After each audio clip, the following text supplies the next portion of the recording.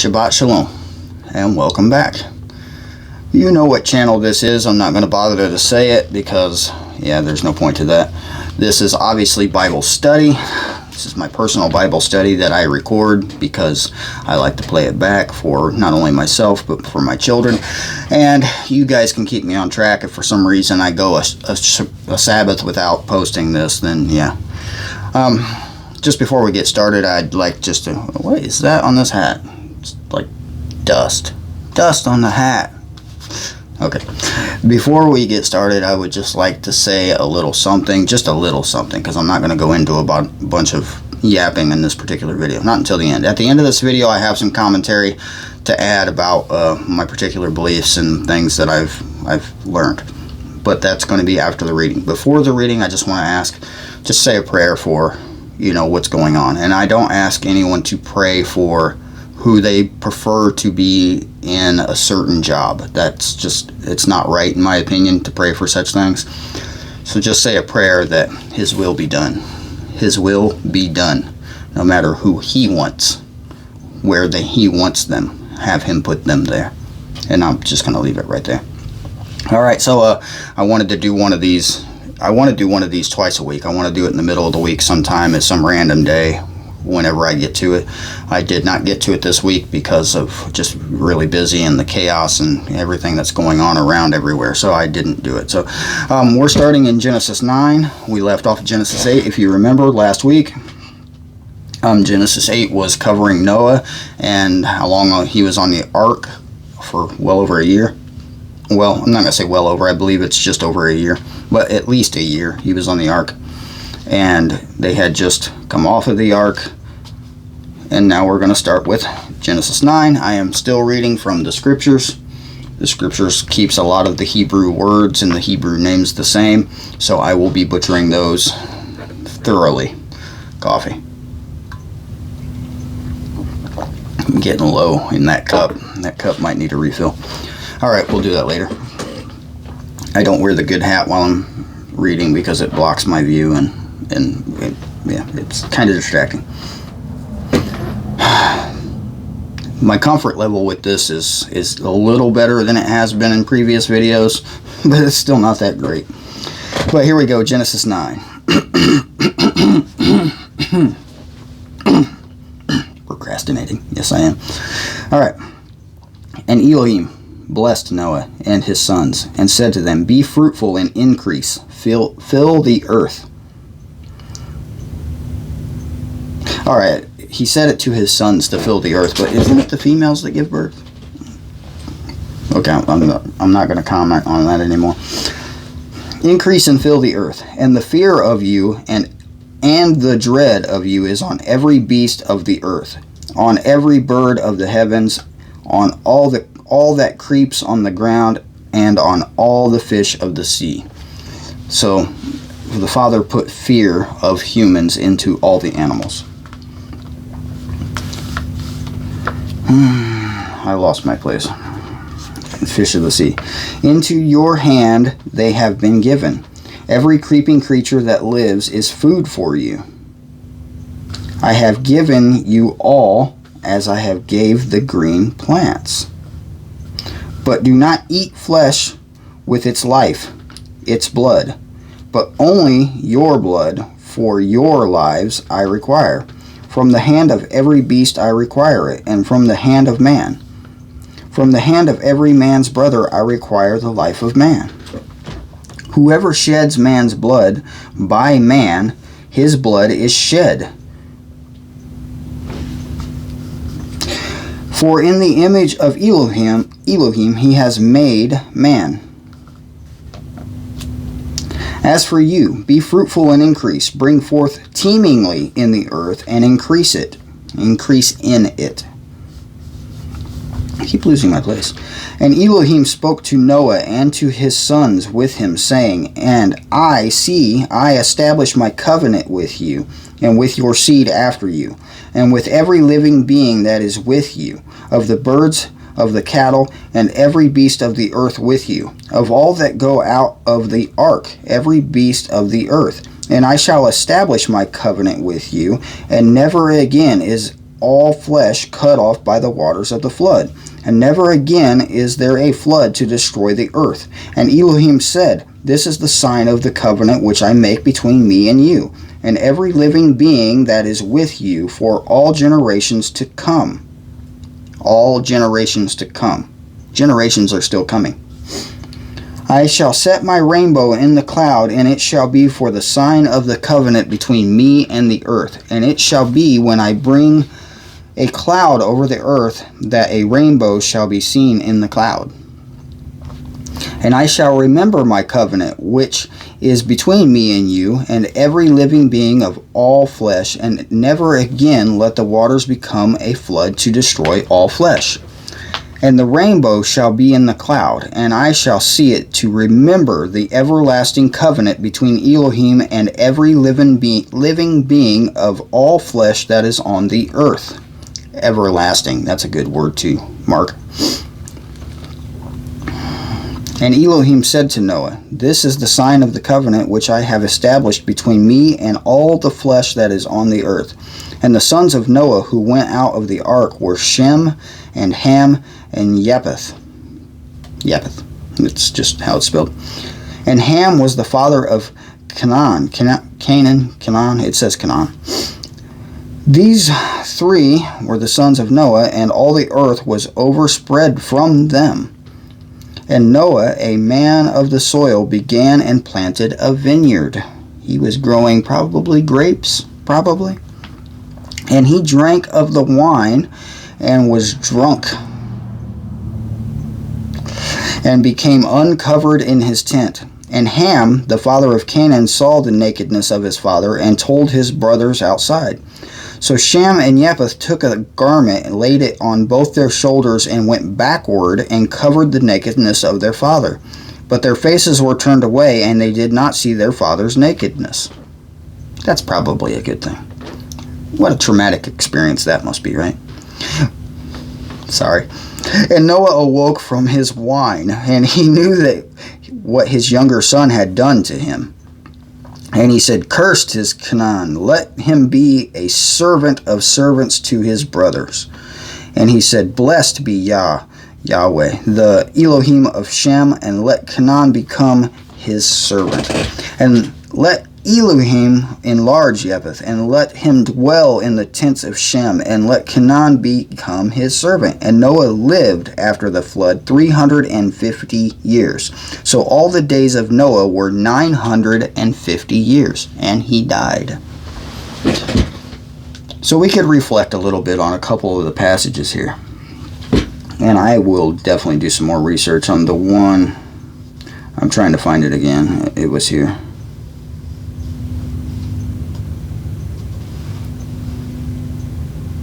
So in 9:3 it says, Every creeping creature that lives is food for you. Every creeping creature that lives. I gotta find now. My King James isn't with me today. I will have to look it up because I don't agree. I don't agree that it means that every animal is food, because it doesn't say every animal is food. It says every creeping creature. And there's nothing in here about creeping creatures, insects, in my mind. And there's nothing in here about not eating them. Where was it? It was 3. Every creeping creature that lives is food for you. I have given you all as I gave the green plants. So there is a lot of controversy on that, and I'm just going to say, pray about it. Pray about it. I will give more commentary at the end of this. All right, moving on to Genesis 10. And yeah, we'll see how far we can get. And this is the genealogy of the sons of Noah. Shem, Ham, and Japheth. The sons were born to them after the flood. The sons of Japheth, Gomer and Magog and Madai and Yawan and Tubal and Meshech and Trias. And the sons of Gomer, or is this all begats? I hope not. And the sons of Gomer, Ashkenaz and Rippeth and Togarma. And the sons of Yawin, Elijah or Isha, anyway, something like that, and Tarisha and Kittim and Dogamine, yeah, maybe. From these, the coastal peoples of the nations were separated into their lands, everyone according to his language, according to their clans, into the nations. And the sons of Ham, Cush, and Mitzrayim, yeah, and Put, P-U-T, Put, and Canaan. And the sons of Cush, Seba, and Hawala, I don't know, I'm butchering names, and Sabta, and Ramah, and Shebteka, okay.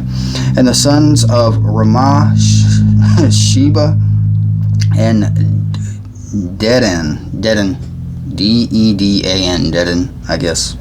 It's not dead end, it's Dedan probably. Dedan, that sounds better, I don't know. I'll learn to speak one day. And Cush brought forth Nimrod, and he began to be a mighty one on the earth. When you think of the name Nimrod, what do you think of? Just answer that in the comments, because I'm not going to. Now I lost my place because of a Nimrod.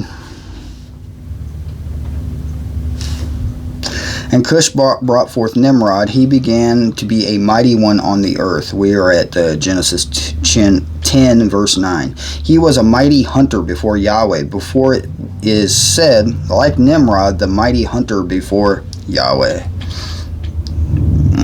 And the beginning of his reign was Babel and Erech and Akkad and Calneth, and the land of Shinar. From that land he went to Ashur. Sorry, there's a garbage truck outside and I know that's loud. From the land he went to Ashur and built Ninwith and Rehoboth and Calath. And Mitzrayim brought forth Liddim, I'm going to go Liddim, and Anamin, and Leabim, and Napataim. I'm not even going to try that again. And Path or whatever, and sorry, I'm butchering names. And Kalashim, from who came the Philistines, and Capathorum, that's what it says to me. And Canaan brought forth Tisdom, his firstborn, and Heth, and Jezebite, and Amorite, and Girgasite, and the Hivite, and the Ikra, and the Sinite, and the Aradite, and the Tezerite, and the, that's probably not what that meant, and the Hamathite, and afterward the clans of Canaanites were spread abroad. Thanks for spreading abroad. And the border of the Canaanites was from Tisdim as you go toward Gerar, as far as Azza, and as you go toward Sodom and Amorah, which is Sodom and Gomorrah in the modern translations, and Admah, and Tezebarim as far as Lasha. These were the sons of Ham, according to their clans, according to their languages, in the lands of their nations. Nations in this book is groups of people, not necessarily a border of somebody who said this is our land. This nations is groups of people. So keep that in mind as we continue on, because that is important information. All right, 21. And also to Shem, the father of all the children of Eber, the brother of Japheth, the elder children were born. The sons of Shem, Elam, and Asher, and Apishad, and Lud. I like Lud. And Aram. And the sons of Aram, Utz, Uts, and Hul, Hul, and Gether and Mash. I like Mash too. And Aprashad brought forth Shelah. And Shelah brought forth Eber. And Eber brought forth, and to Eber were born 2 sons. The name of one was Peleg. And for in his days the earth was divided, and his brother's name was Yodin, I guess. And Yodin brought forth Almodad, and Shelepith, and Hatzarmaweth.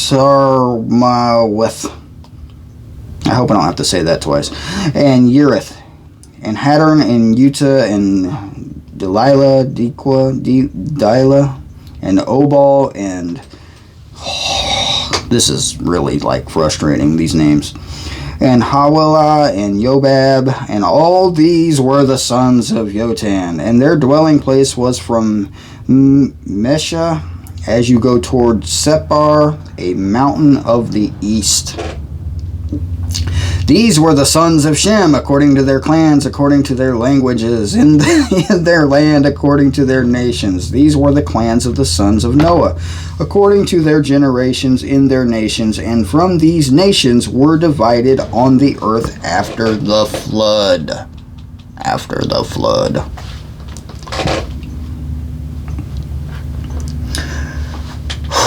All right, what did we learn from that? We learned that I can't speak Hebrew even if I wanted to. Okay, I might need to take some Hebrew lessons just to get through this book. You know, when I read it in my mind, it's a lot faster than when I read it out loud, just so you know. This is why I try to follow other people's readings, because I cannot speak some of these names, not for nothing. So, Father, give me the knowledge. Right, okay. I'm going ahead with 11 because I like to stop on even numbers. So, Genesis chapter 11. And all the earth had one language and one speech. And it came to be as they set out from the east that they found a plain in the land of Shinar, and they dwelt there. A plain in the land of Shinar, and dwelt there. They weren't planning the plain. And they said to each other, "Come, let us make bricks and bake them thoroughly." And they had bricks for stone, and they had asphalt for mortar. That's an interesting thing there, to have asphalt. When you think of modern asphalt, yeah. Anyway, asphalt for mortar. 11:4. And they said, "Come, let us build ourselves a city and a tower whose top is in the heavens, and make a name for ourselves, lest we be scattered over all the face of the earth." So they wanted to make a city for themselves and build a tower to the heavens. And Yahweh came down to see the city and the tower which the sons of men had built. And Yahweh said, "Look, they are one people, and they all have one language. And this is what they began to do. And now they are not going to be withheld from doing whatever they plan to do. Come, let us go there and confuse their language, so that they do not understand one another's speech." And Yahweh scattered them from there over the face of all the earth, and they left off building the city. So he scattered them from there over the face of all the earth. So when people question how Native Americans and things like this were on the other side of the world, there you have it, right? There you have it. That's what the book says. And this is why its name was called Babel, yeah, because they were babbling.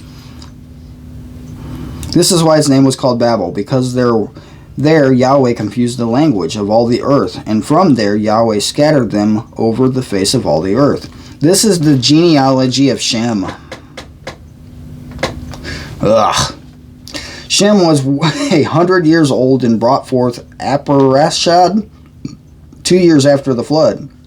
And after he brought forth Aparashad, Shem lived 500 years and brought forth sons and daughters. And Aparashad lived 35 years and brought forth Shelah. Shelah, or whatever. And after he brought forth Shelah, Arpachshad lived 403 years and brought forth sons and daughters. And Shelah lived 30 years and brought forth Eber. And after he brought forth Eber, Shelah lived 403 years and brought forth sons and daughters. And Eber lived 34 years and brought forth Peleg. And after he brought forth Peleg, Eber lived 430 years and brought forth sons and daughters. And Peleg lived 30 years and brought forth Reu. After he brought forth Reu, Peleg lived 209 years and brought forth sons and daughters. And Reu lived 32 years and brought forth Shrug. Shrug.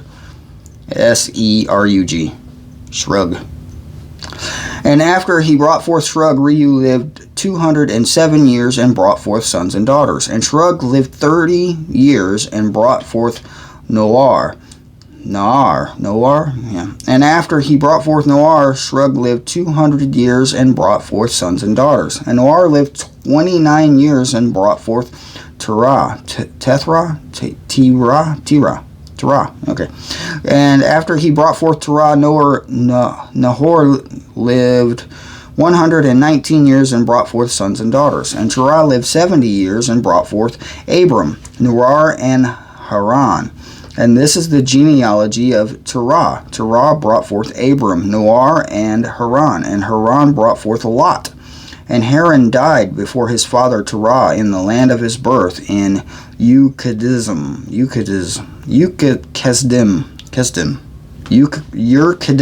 whatever. I'm done with that word. And Abram and Noar took wives, and the name of Abram's wife was Sarai, and the name of Noar's wife Milcah, and the daughter of Haran, the father of Milcah, and the father of Yiscah. And Sarai was barren; she had no children. And Terah took his son Abram and his grandson Lot, son of Haran, and his daughter-in-law Sarai, his son Abram's wife, and they went out with them from Ur-Kasdim to go to the land of Canaan. Yeah, Canaan in modern terminology, I think, but Canaan is what it says. And they came to Haran and dwelt there. And the days of Terah came to be 205 years, and Terah died in Haran. Genealogy, just ugh.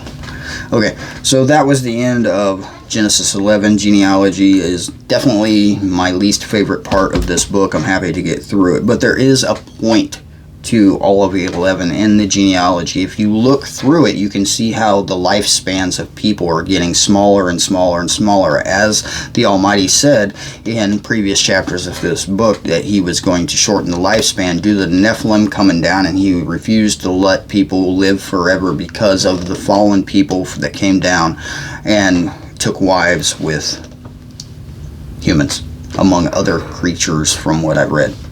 Now, this is not things I've read in this book, but things I've read in other books. So I'm going to leave off with 12 right there, and I'm going to try to get to 12 in the middle of the week. I really am. I really like to do these on the Sabbath. I really like to study this on the Sabbath. I'm recording this on Friday, so my Sabbath will be spent reading farther in this book, a lot farther. You see that piece of plastic there? All right, I'm going to go to the piece of plastic, and I'm going to read something just really briefly. And this is a Jewish prayer called the Shema. And it says, "Hear, O Israel, Yahweh our Elohim, Yahweh is one. And you shall love Yahweh your Elohim with all of your heart, with all of your being, and with all of your might." And in case you're wondering, this is Deuteronomy 6, starting at verse 4. I should have said that already. It's called the Shema, starting at verse 4, and I'm now on verse 6. "And these words which I am commanding you today shall be in your heart, and shall impress them upon your children, and shall speak of them when you sit in your house, and when you walk by the way, and when you lie down, and when you rise up." He commanded this. He commanded you to speak it to your children. When he commanded you to speak it when you arise, when you wake in the morning, and just before you go to bed. He commanded a lot of things in Deuteronomy 6. His commands didn't fall off at the end of the book, okay? That's my opinion there. Okay. There's a lot of controversy on the diet. There's a lot of controversy on the Torah. I am not here to convert you. This is not my job. I am not Pastor Grimm. I am not Preacher Grimm. I am not Teacher Grimm, okay? We'll just put it that way. I am not a pastor, preacher, teacher. I am just a guy reading a book, okay? I'm the guy reading the book, and I'm reading it to myself, and you get to listen. I do not do this so people can come on my channel and tell me what they believe and tell me that I'm doing things wrong. If you think I'm doing things wrong, you are welcome to send an email to me, and I would be happy to discuss it to you. My email is in the description. I do not agree with the people who say what you can and can't eat, and or the people that say you can just eat anything. From a biblical standpoint, if you read the end of the book, the 1/3 at the back, where Yeshua came and forgave us for being stupid, he kept Torah. He talked about it constantly. He did not eat dirty things. The apostles at the end were talking about, I've never eaten unclean. Said that. Outright said it. People like to take certain passages out of this book and paste them on my channel and try to convince me of what they believe. No, thank you. Please don't. I go back to my Genesis 5 reading, and when I say that when people come and preach at me, I have a strong urge to bash them in the head with this book. Quite literally. If you've read this book, you know that the Hebrew people were not peaceful. They were as peaceful as they could be until someone messed with them, and then they were a brutal people. The Father was not peaceful. If you don't believe that, go back and read the story of Noah. He wiped out everything except for Noah and his family and the animals that they brought with. Everything. He was done. Poof. Be gone. He wiped them out. When we get there, which we will get there soon, Sodom and Gomorrah, or Sodom and Amorah, as it is pronounced in my book.